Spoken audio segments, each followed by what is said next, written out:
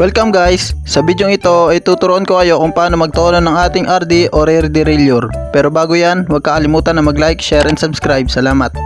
Simulan na natin. Kung mapapansin nyo dito may H at L limit screw. Dito muna tayo sa H limit screw. Ang gampanin ng mga H limit screw ay para balansin o hindi malaglag o tumalo ng chain natin sa ating smallest cogs. Then same process lang siya sa ating L limit screw. Ang pinagkaiba lang ay nandito naman siya sa biggest cogs para maiwasan ng pagtalon sa kabila.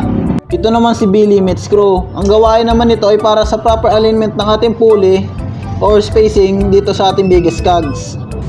Pinalugan ko muna yung cable. Tapos itong H limit screw, isasagad ko lang ang higpit. Kaya ako ginawa yun para umakyat tong chain sa second cogs. Ayan, umakyat na.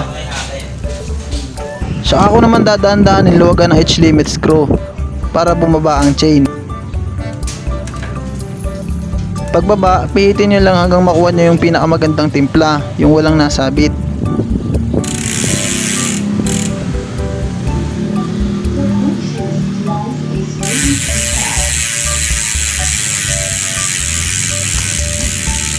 Dito naman tayo sa barrel adjuster. Kapag delay o ayaw makiat ang chain, pihitin lang natin ng pataas. Pag ayaw naman bumaba, pababa naman ang pihit. Kabit na natin ang cable. Sa pagkakabit nito, dapat sakto lang yung higpit. Hindi matigas, hindi din naman malambot. Ship check muna.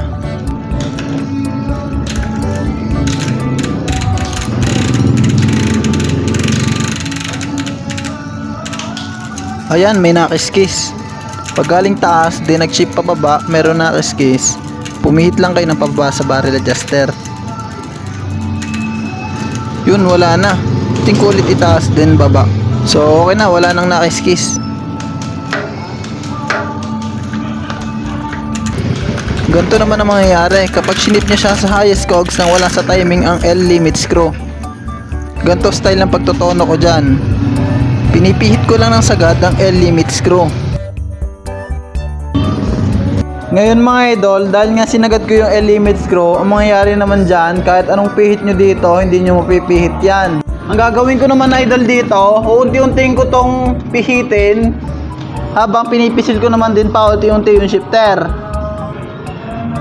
Ayan o. Kung mapansin mo, unti-unti na rin nagalaw yung pulley ng RD natin. Yan, unti pa. So ayun, na-shift ko na. Then pipidalin ko naman siya. Tanyo, akyat na yan. Diba?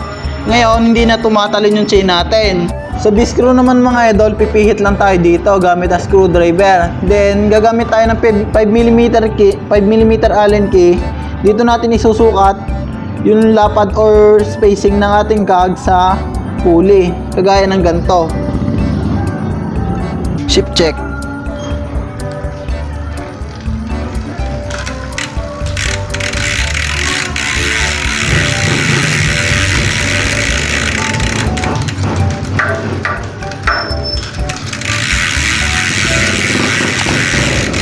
So ayun lang guys kung paano magtono ng RD.